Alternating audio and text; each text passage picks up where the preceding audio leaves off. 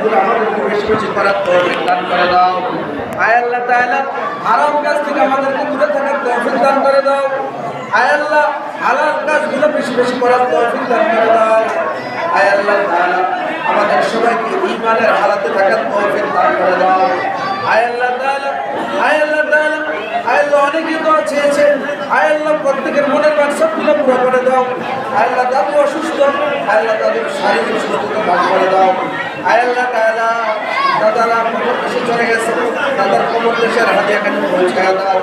আয় আল্লাহ তাআলা আমাদের বংশের মুরব্বী আরো যারা আছে যেখানে কবরস্থ জানি না আয় আল্লাহ আপনাদের হাতে ধরা পড়ে যায় ওই কঠিন মুসিবতের সময় তোমার বন্ধু আমাদের প্রত্যেকের জবানে কলমে জারি করে দিও কালিমা লা ইলাহা মুহাম্মাদুর রাসূলুল্লাহ।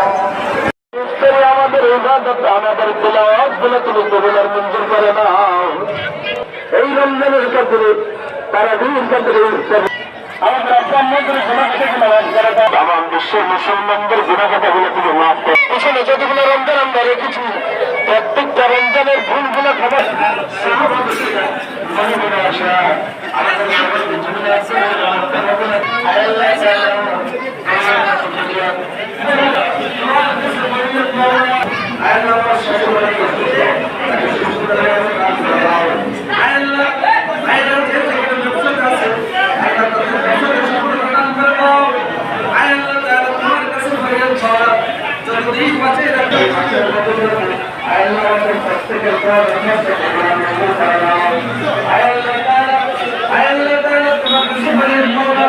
I